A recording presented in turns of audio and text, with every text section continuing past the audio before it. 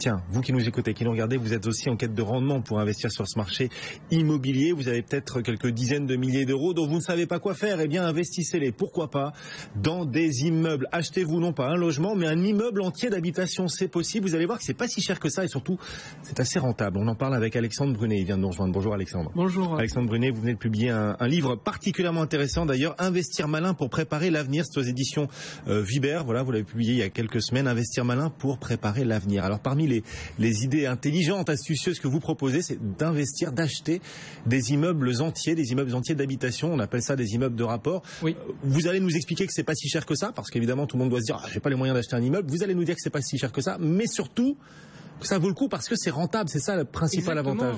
Tout à fait. Il y a essentiellement deux gros avantages. Le premier, c'est le rendement. Alors c'est un petit peu comme si vous allez au marché et que vous achetiez deux pêches ou une cagette de pêche. Vous n'allez pas payer le même prix au kilo. Et tout simplement parce que vous allez acheter en gros et vous allez avoir un pouvoir de négociation qui est plus important. C'est exactement la même chose avec les appartements. Vous allez avoir un prix de gros finalement en payant un appartement moins cher à l'unité.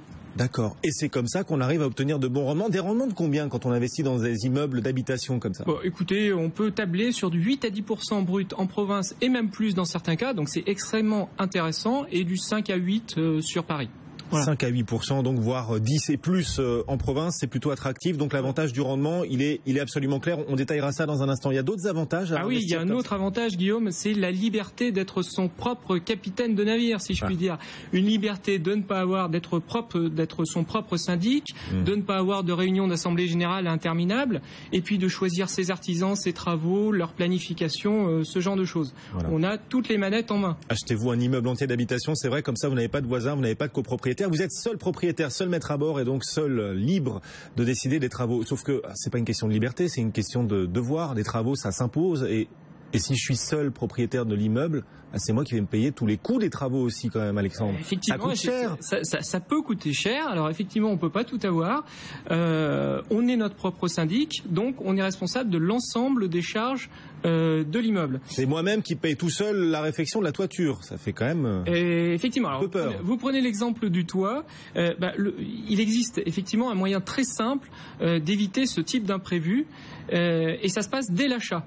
Il suffit de demander le DDT. Le DDT, c'est le dossier de diagnostic technique. Et ce document est absolument essentiel lors de l'achat car il contient tous les indices qui vont nous permettre de éventuellement déceler des futurs travaux potentiels qui peuvent coûter cher. Alors on parle du toit, mais ça peut être les thermiques, le plomb, l'isolation, l'électricité, ce genre de choses. D'accord. Voilà, donc ça c'est très important dès la phase d'achat d'analyser ce document, peut-être même en étant accompagné d'un professionnel. Voilà, pour éviter les mauvaises surprises, pour éviter de découvrir une fois l'immeuble entier acheté qu'il y a des travaux à réaliser. Il faut évidemment prévenir et anticiper tout cela. Donc regardez le dossier, comment vous l'appelez, le DDT? Le DDT, dossier de diagnostic technique. Bon, il faut quand même être un peu spécialiste pour savoir l'analyser aussi. Tout le monde n'est pas capable.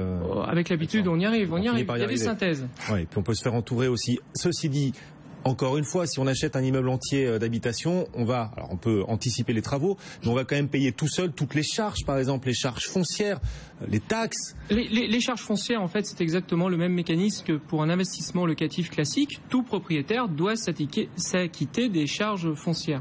Donc s'il y a 15 appartements dans l'immeuble, je vais payer les charges foncières des 15 appartements. Oui, mais vous aurez aussi également le rendement. Alors, il y a un moyen de diminuer un petit peu la facture, entre guillemets. C'est si on achète un immeuble, il n'est pas rare d'avoir 1 ou 2 locaux commerciaux au rez-de-chaussée et il est d'usage, dans le cadre de la location de murs commerciaux, de faire payer cette taxe foncière directement aux locataires. Donc ça permet de réduire la facture. Et en ce qui concerne les autres charges, comme vous le savez, il y a une partie des charges qui est récupérable, que ce soit le chauffage, l'électricité, les travaux d'entretien, l'espace vert, etc. Bon, oui, j'avais envie d'intervenir parce qu'on commence cette interview en disant vous avez quelques dizaines de milliers d'euros de côté. Un immeuble, ça coûte pas quelques dizaines de milliers d'euros, ou il en faut beaucoup des dizaines, non? Eh bien, Marie, ça dépend. En fait, comme toujours, avec les réponses de Normand, là. Ouais, c'est... Ouais, mais moi, je les aime pas, les Normands, donc ça va, je pardonne. En fait, il y a une dispersion assez forte, comme toujours, entre Paris et la province. Quel est le coût? Sur Paris, il faut tabler entre 500 et 1 million d'euros, à peu près, pour un petit immeuble d'habitation. Donc... 500 000 euros, un immeuble d'habitation à Paris? À peu près, oui, entre 500 et 1 million. Oui, quel type et à peu près quelques studios, 5 ou 6 studios, dans un arrondissement qui le permet. Et en province, c'est tout à fait accessible à partir de 200 à 800 000 euros.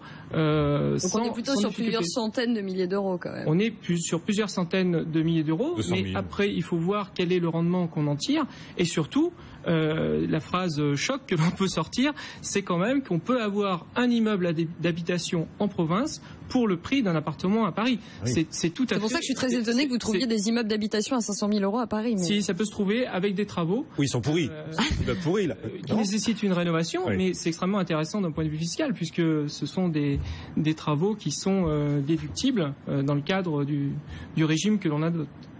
D'accord. Donc des immeubles accessibles pour 500 000 euros à Paris et 200 000 euros en province. Voilà, sur Amiens ou Niort, c'est tout à fait possible d'en trouver. Et des rendements de 8 à 10% en province. Oui. D'accord. Les banques, elles délivrent facilement des prêts pour quelqu'un qui souhaite acheter un immeuble entier d'habitation, un immeuble de rapport, comment? En fait, c'est exactement le même mécanisme que pour acheter un appartement en investissement locatif traditionnel, sauf que là, évidemment, il y en a plus. Donc, il faut trouver quelques éléments qui vont permettre de rassurer le banquier, car vous savez, il faut rassurer les banquiers.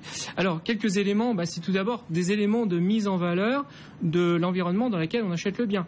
Montrer que dans la zone, il y a une demande locative. Par exemple, montrer que les appartements sont déjà loués sont un bon point. Ensuite, c'est donner un élément sur les historiques de paiement des loyers. Si on sait montrer que sur les 2-3 dernières années, les loyers sont arrivés régulièrement, la mensualité pour l'emprunt, elle sera validée. Ensuite, analyser le dossier de diagnostic technique, montrer que il y a eu des travaux, ou il va y avoir des travaux, que dans tous les cas, la négociation lors de l'achat a été intégrée, donc ça permet également de rassurer le banquier.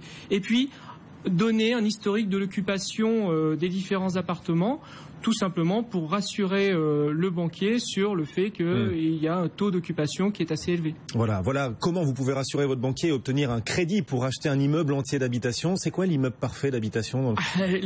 L'immeuble parfait, pour moi, c'est un immeuble qui se situe en province, dans une ville moyenne, avec une petite dizaine d'appartements, avec quelques travaux de rénovation à réaliser, parce que fiscalement, c'est intéressant. Oui, on peut déduire, c'est ça, fiscalement. Exactement, oui. Faire du déficit foncier. Exactement. Et puis avec 1 ou 2 locaux commerciaux, c'est pas mal au rez-de-chaussée, qui permet de réduire un petit peu la facture. Ne pas payer tout seul les charges des taxes foncières. Voilà, exactement. Voilà, donc avoir des locaux commerciaux en bas de l'immeuble. On trouve facilement des immeubles entiers d'habitation à vendre. Il y a des sites internet spécialisés. Comment on fait quand on est intéressé? Oui, alors en fait c'est un marché qui est relativement confidentiel aujourd'hui. C'est quasiment un micro-marché. C'est généralement une clientèle d'investisseurs particuliers, puisque là c'est pas le domaine des grosses foncières qui investissent dans ce type de biens. Les principaux canaux, il n'y a pas de site institutionnel sur ce type de biens, mais là où on les trouve, c'est quand même Le Bon Coin, avec des mots-clés bien adaptés, le site Imonote, l'immobilier des notaires, qui permet d'avoir des informations intéressantes. Et puis aussi, j'invite l'ensemble des auditeurs et téléspectateurs à se faire connaître de certains marchands de biens localement qui peuvent éventuellement, au bout de quelques mois, vous donner quelques bons tuyaux. D'accord. Et vous disiez, il faut entrer, taper les bons mots-clés dans Le Bon Coin. Les bons mots-clés, c'est quoi? C'est immeuble de rapport? Oui, c'est comme ça que ça s'appelle?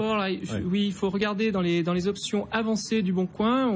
On tape des mots-clés avec un plus au milieu, et ça permet de ne pas perdre de temps, tout simplement, avec des annonces dans l'analyse de rentabilité. Voilà comment trouver des immeubles de rapport, des immeubles entiers d'habitation à acheter pour 200 000 euros minimum, même s'il faudra concéder des travaux quand même pour ce prix-là. Mais le rendement, on vous le rappelle, 8 à 10% en province et plus de 5% à Paris. Ce sont des rendements bruts. Merci d'être venu nous en parler. Voilà une astuce de plus pour investir votre argent, pour placer votre patrimoine. Alexandre Brunet, qui vient de publier ce livre, donc Investir malin pour préparer l'avenir. C'est aux éditions Vuibert. Merci Marie aussi. On se retrouve demain. À demain, évidemment. À demain avec plaisir. Le CAC 40 toujours en repli léger, moins 0,27% en ce moment pour notre CAC.